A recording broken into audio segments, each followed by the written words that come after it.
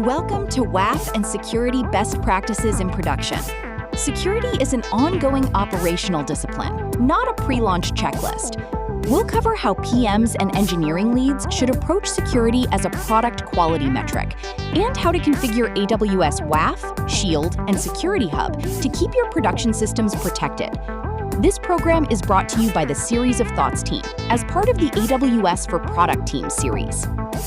Today, we'll cover the PM case for security, configuring AWS WAF for rate limiting and geo-blocking, enabling Shield for DDoS mitigation, centralizing security findings with Security Hub, and establishing an operational cadence for security incidents.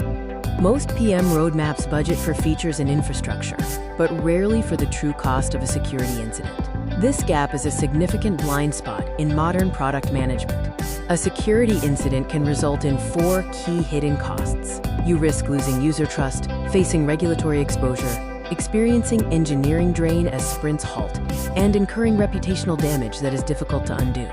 Security posture must be viewed as a product quality metric alongside uptime and NPS.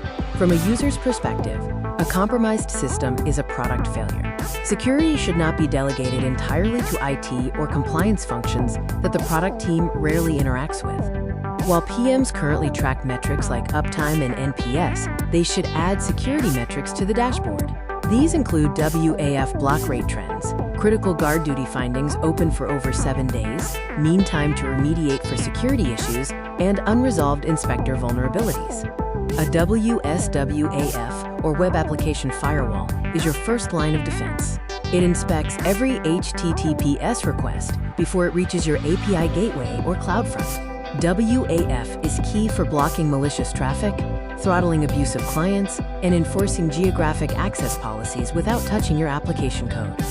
WAF is placed at the edge of your architecture, either regionally in front of API Gateway or globally with CloudFront. This ensures that malicious requests are blocked before they consume compute resources in your backend, which is vital for cost control and stability during attacks.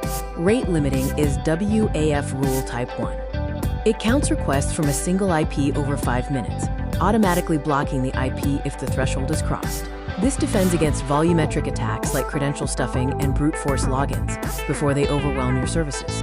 Geo-blocking is WAF rule type 2. It allows or denies requests based on the client IP's country of origin.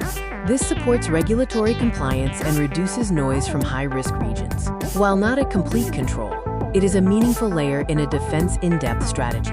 WAF's third rule type is managed rule groups.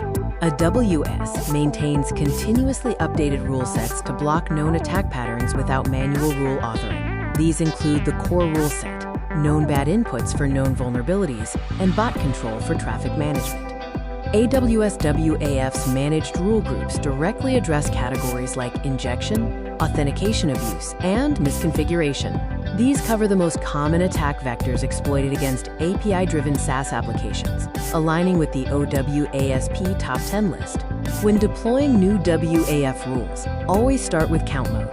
This logs matched requests without blocking them, providing visibility into false positive rates. After 24 to 72 hours, analyze the sampled requests and tune exclusions before switching to block mode once the false positive rate is acceptable. AWS Shield offers DDoS mitigation at no extra cost. Shield Standard is automatically active on all AWS accounts, protecting against common volumetric and protocol-based distributed denial of service attacks without any configuration required. Shield Standard is free and active by default, protecting against common layer 3 and 4 attacks. Shield Advanced is paid and adds application layer DDoS protection, real-time visibility, and cost protection.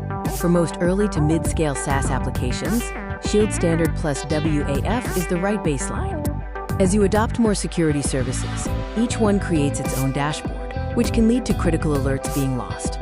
AWS Security Hub addresses this problem. AWS Security Hub centralizes findings from services like GuardDuty, Inspector, Macie, and more. It normalizes these into a standard format, deduplicates them, and presents a prioritized, severity-ranked view. This gives you a single dashboard for triage and measuring progress. Amazon GuardDuty provides continuous threat detection by monitoring logs for suspicious activity. It flags issues like backdoors, cryptocurrency mining, data exfiltration, and port scanning. This service is a key source of security findings for Security Hub. Amazon Inspector performs automated vulnerability scanning on EC2 instances, container images, and Lambda functions. It detects known vulnerabilities in near real time. These findings are severity scored and channeled to Security Hub, providing a single remediation queue for your engineering team. Amazon Macie focuses on data classification and exposure detection in S3. It uses machine learning to discover sensitive data, flags public access risks, and helps ensure compliance with regulations like GDPR and HIPAA by mapping findings to relevant requirements.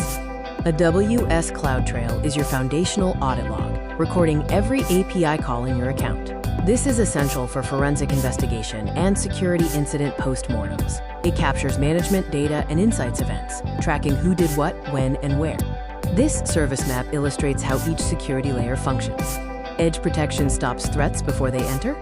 Threat detection identifies anomalies within your environment. And vulnerability management finds weaknesses. Security Hub integrates all of these layers into a single operational view. It's vital to view security as a continuous operational practice, not just a launch game. Security posture constantly decays as new vulnerabilities are published and your environment changes. A continuous practice is the only appropriate response. Establishing an operational cadence is critical. This timeline suggests daily tasks like enabling WAF and GuardDuty, weekly reviews of critical findings, monthly vulnerability and credential checks, and quarterly full posture reviews and incident response exercises. You should treat security incidents with the same rigor as production outages. Both require immediate classification, on-call paging, real-time communication, a post-mortem, and action items tracked to completion. From a user's perspective, a security incident is a production outage. Every security incident requires a structured post-mortem. Document the timeline, identify the detection gap, trace the blast radius, and pinpoint the control that would have prevented or contained the incident. This discipline strengthens your defenses over time. Enabling WAF on day one is a smart move. The cost of a security incident outweighs WAF spend. Starting early provides traffic baselines for tuning rules, and it serves as a trust signal for enterprise buyers during security questionnaires. Here are key security metrics to track. WAF rule evaluation latency is low, the monthly WAF base cost is low, WAF managed rules cover most OWASP attacks, and Security Hub provides one unified dashboard.